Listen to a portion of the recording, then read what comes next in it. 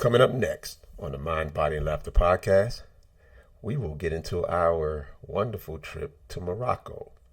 And we'll give you our experiences and we'll talk about all we did there. See you in a minute. This could be us. So back to what I was saying. Could be us.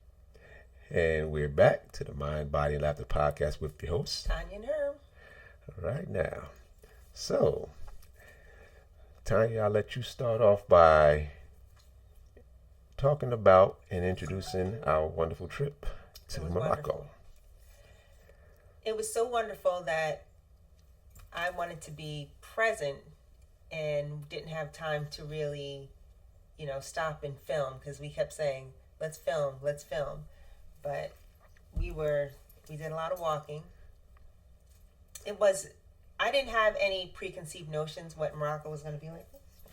But while she's pausing, yes, I will apologize as well because we did want to shoot some episodes on location, which we did shoot some stuff. We didn't really get to shoot an entire episode, but we did shoot some stuff to use. What was the best part of the trip? I would just say the experiences, because it was just so many. Like we got to Marrakech and we stayed in Riyadh, which we spoke about in the early episodes. But the Riyadh is right smack dab in the middle of the Medina, which is the old town. So we were within walking distance of everything, but it was just so lively, chaotic. I had to look on Google to see what was the number one death in Marrakech. I would have sworn it would have been getting hit by a scooter. Them scooters. Well, I don't think the scooters will kill you, but maybe injuries you should have looked up. Yeah, that's what I should have thought. Yeah. But the traffic study really should be studied and brought over to the United States. Nobody is really yelling about get out the way. They just get out the way. Or they find their way. I think we saw one argument the whole time. That was actually in Casablanca, right? Yeah. But Marrakech is hectic. They have it down to a science.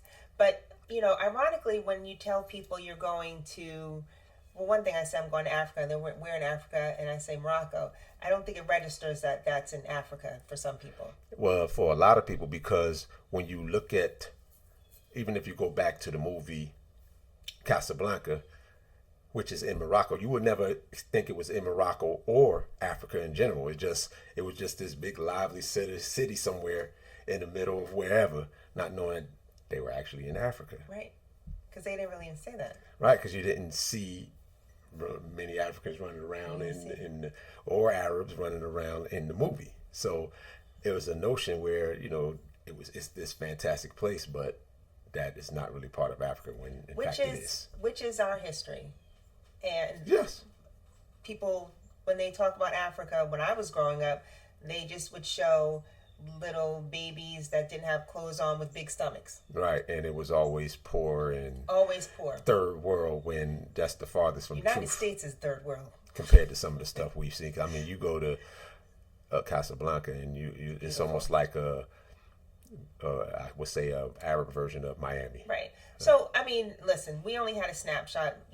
There's crime there, but crime is everywhere. Don't even let that protest. deter you. Yes, even right. protest. We were there doing a protest, didn't even realize it. Yeah. But they're protesting the king because they're spending money on the World Cup that's coming in 2030. They even pointed out the expansive airport that they're building to be able to accommodate people, but their hospitals and their school system needs work. Right. Just like in the United States. Mm-hmm. Imagine that. Right. Imagine that. And it was, he wanted to, like she said, appropriate a lot of these funds to other places where people are in need. And from people that we've spoken to, there are issues in Morocco, but not like here as far as not being able to eat. He said one thing, people are able to eat there. They may, still some homeless and a little bit of things of that nature. Not a lot. But nothing like here, which is supposed to be a rich country. Abundant and rich country. Right. But you have people that are starving. But that's not the case. Because it's greed.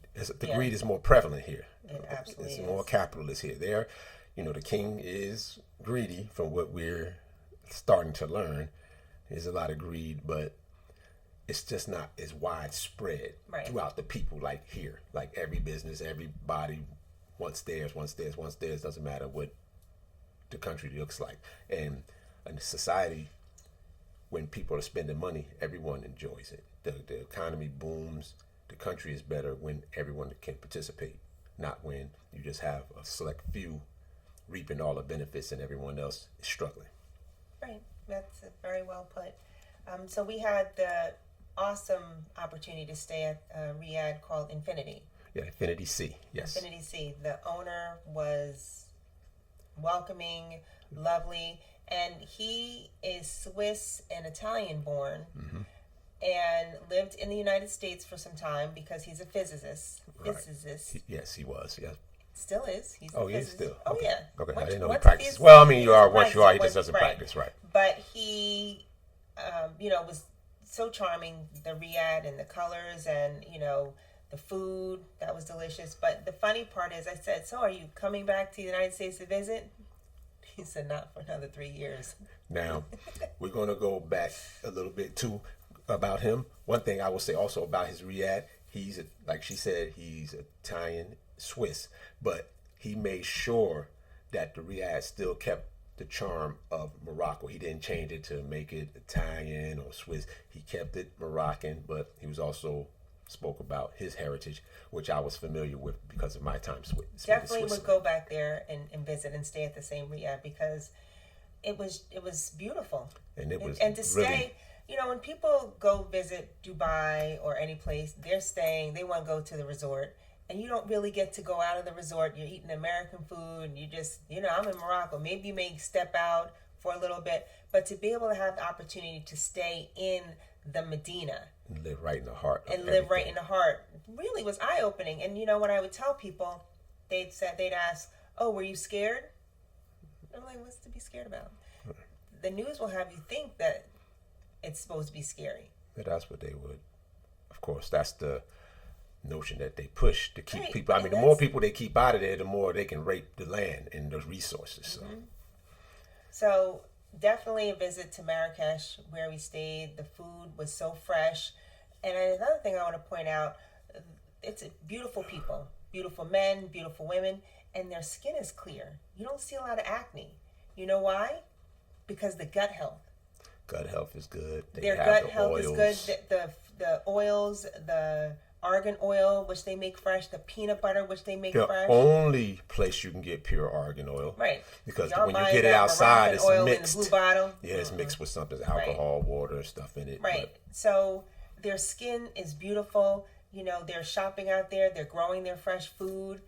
And the number one thing that may kill them is heart disease. Right. That's it. It's And not even cancer. They do smoke, though. That's one thing. He's like, whew, a lot of smokers. But a lot of those also were foreigners. But, Right. It's a lot of cigarette smoking. And they're present. You didn't see a lot of people on their phones. Right. They were all present. It felt like back in the day in the 70s when you go visit your family and everybody's outside playing cards or just talking. That's what they did. And the school system, those kids are in school all the time. They're in school in the morning, then they get a couple hour break, and then And they're then they right go back back. And they go to to school the evening time. The only time they're off is Sundays. Yeah. And they teach multiple languages. Yes. Which Y'all all mad about Bad Bunny, performing at the Super Bowl. You're foolish. That's what you are. You're foolish. okay. I don't know where that came from, but okay. But Most likely the people listening here aren't worried about that. yeah. But it was definitely a great experience, and for me, it was good for her to be able to experience in that nature, because I had years of living in country, so I knew how to incorporate myself in. But she was able to get right in there and fit right in and I conversate. wouldn't say fit right in because I they were would speaking say. French and I don't understand Nah, French. but until when they spoke English, you were good. Yeah, Yeah, so. but not the French. You were good on the French. All right, well, I've been there forever, so I mean, and then as we got into Casablanca, we got Which we different actually took experience. a plane. You Right. can drive. It's Right. 2.5 hours. Right.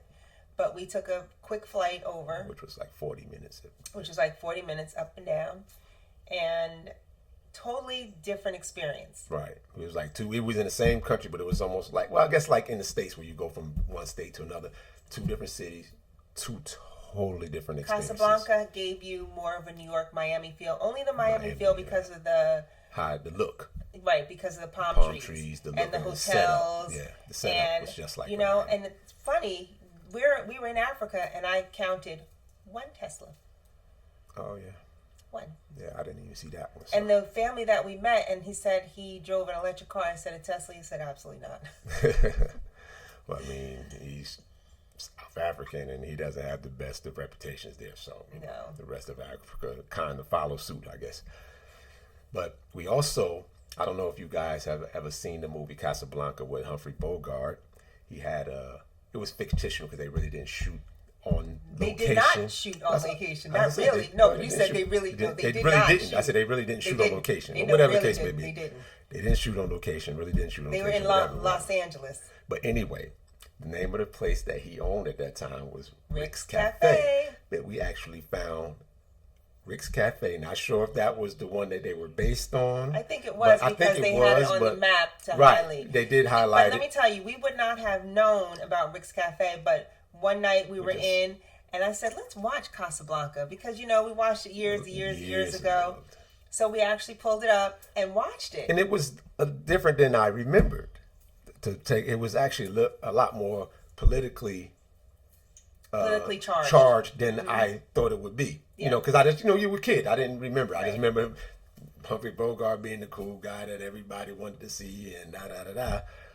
Not realizing it was the reason why he was the guy. He was more of a somewhat neutral guy. He didn't care. But, then they had a lot of political overtones throughout the whole movie. So it was actually very good seeing it a second time. So for those that... So I made a note about that, which was rather interesting. The theme of Casablanca, which was in 1942, really resonates World War with II. Today's global climate, is particularly in the areas of migration, moral choice, resistance, and complex alliances. Number one, refugees from war-torn Europe crowd Casablanca, desperately trying to secure exit visas to freedom. Yep. This, of course, mirrors the modern experience of people fleeing war, persecution, and instability in places such as Gaza, Sudan, Ukraine, and Venezuela. What's going on right now? Today's connection is at record high with global displacement. Many refugees face bureaucratic barriers similar to those portrayed in the film. Just as Casablanca became a temporary holding ground, many modern cities have become transit points where lives are put on hold. So, Rick's Cafe, which we were talking about, was a place where opposing forces, the Nazis, resistance fighters, refugees, and opportunists, intersect in uneasy coexistence. And Rick himself initially tried to stay what? He tried to stay neutral, but he actually came from being that rebel. Then he went there, and that's when he started adopting a neutral stance. And it was partially him being there from what he got into prior to and with the lady of interest in the movie. So those things combined just kind of had him shut off. So it does raise ethical questions. Is it neutrality truly neutral, or is it a form of complicity? It depends. It could be both. Sometimes it is complicity. It depends on each person's situation, like why they become neutral. Because some people are neutral because they just don't want to be involved. They want to be complicit, like you said. But sometimes they are led to a situation where they just don't want to be bothered anymore. So, as you pointed out, Rick ultimately chooses a side. Many individuals and governments today face pressures to act rather than remain silent. Right. And that's why you see all this, people... We can even go back to your little Super Bowl thing, where you have some speaking out, some won't. Right. Even though it's really, that's just idiotic, but, just shows about people and their stances and their belief. Right. Today's connection, I just want to leave you with this. Acts of resistance may be quiet or public, but they often require great personal sacrifice. And this mirrors Absolutely. Victor Laszlo's unwavering commitment against fascism. Yeah, Victor Laszlo was that guy. Yeah. He lived the life, period. Right. So I was thinking it was a love story, which most people do, and I would invite you to actually watch it yourself because it really does resonate with what's going on today. But it's not just a love story, it's a film about moral courage in uncertain times. The problems of these three little people don't amount to a hill of beans in this crazy world. That's a quote by Rick Blaine. Today, in the face of conflict, injustice, and displacement, that line still challenges us to think about our place to a larger history, in a larger story. Yep. Yeah. So, I enjoyed watching that, and I enjoyed connecting it with what's going on today. And I know she enjoyed watching it because she didn't fall asleep. Because we know this one, boys. Watch a movie and be 10, 15 minutes in, and her head be on my shoulder. Breathing heavy. Why are you telling my business? And breathing heavy. But yes, that was a very good movie because we both were up in it. We were up to about, maybe 12 o'clock? Right, 12 o'clock their Even time. though, right their time. We're 12 in the morning, but still, it was only, 7 here, but still. Right. It was midnight there, so. Yeah. And then we'll talk about the next episode when we watched... Cleopatra. Yeah. Cleopatra. Oh, yeah, because we can go into... I can go into a whole lot more. So with that being said... Oh, you're not about to go into that now, are you? No, I'm not. But just traveling makes you want to understand and learn more history. Absolutely. You know? Absolutely. And I learned about Cleopatra in high school, in school. That's not what you learned, though. I didn't learn about Cleopatra. Yeah. Yeah, because one thing, I thought Cleopatra was white. Yeah, that's what they tried to make us believe. Absolutely, but we're gonna save that for the next episode. Oh my gosh! Definitely, that's a lot to dig into because that's gonna deal with that whole Egypt thing. So we'll definitely get into that on the next episode, along with topics as well. But we really had to share with you guys our experience over in Morocco, and you'll be hearing for bringing things. Me to Morocco. Oh, you're very welcome. You are a wonderful travel companion. Thank you. Because I don't speak French, so I would have been lost. They had the Dura money. I was in the gift shop in the airport, and he gave me 200 dirhams. I'm like, ooh, I can shop a whole lot with this. I went in, and they were, looked like I really could. And then I said, this is in euros. So then I came back out to him, and I'm like, I don't understand. But can you convert this for me? I ended up with one thing. Yeah. And still had to get some more money from him. Yeah. But yeah, the knowledge that you have, we're so afraid to travel. And I say we because when I was younger, I didn't want to travel because I'm like, I'll get on a plane and something happened to me and my kids don't have a mother. Now, I still feel like that now. I still don't want to die in a airplane crash. Nobody want to do that, but go ahead. But, when you're younger, you just get caught up in the day-to-day activities and when you're traveling, you're like, oh, I'm going to the Bahamas or I'm going to Bermuda. Nothing is wrong with that. But how about expanding your horizons? Expanding your horizons. Yeah. It was absolutely... when we went to Europe last year for that long, that was luxury and that was relaxation. It was a mixture, we learned. Right, but I feel like this trip right here, I want to take everybody back and just let them understand or just invite them to read more. That is the majority, but I'm definitely going. She's definitely going to have to go to Egypt, so we're going to have to do that. Yeah, because that was to this day. I'm not knocking nothing because I enjoy everywhere I go, but that was to me my favorite, not only but eye-opening trip / journey that I've ever taken. Yeah. So I want to go to Egypt. I definitely would also like to show her that, so we can. Yeah. And before we go, because we didn't mention that part, because we did go and actually go out to the desert. Not the Sahara Desert. No, we didn't do Sahara. Because that was too far. That was a little far away from us. But we went to, oh my God, I can't remember. Agave? Yeah. Oh boy, I'm blanking out. Camel, but we got on camel, and we had a meal with people who lived out in the desert. They prepared a meal for us, and they put on a fire show. Huh? What's the thing called that they? Oh, Anyway, the spices. The food, yeah, I can't remember. The teas, we bought Moroccan. Spices and teas back, yeah. My mouth is watering thinking about that food.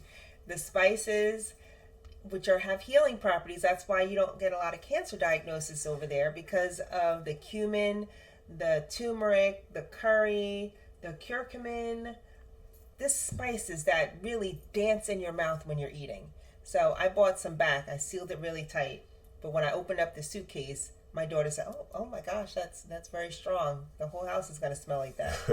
But I love, I enjoy international food. I don't try everything, but I did enjoy the Moroccan food.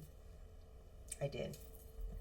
It was delightful. Tangine, sorry. Tangine, yes. Yeah, I couldn't get it together. They have a little And we would have possum bought that one, come out. but Yeah, it was just- not going to be easy to transport home. Nah, yeah. And I don't know if ordering on Amazon has a same No, I effect. don't want to do the Amazon one because if I order, I have to order from over there. Right.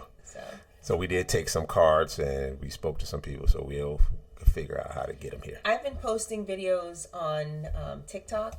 So if you are not following us on TikTok, please. Oh yeah, because there's going to be a lot of stuff coming. So TikTok, Instagram, Facebook, Blue Well, Sky. I've just been posting on TikTok. Right, but Blue Sky. So, Well, but- whatever she posts, I'll end up moving them to the others as well. And don't forget, the actual podcast is on YouTube, Spotify, and Apple Podcasts.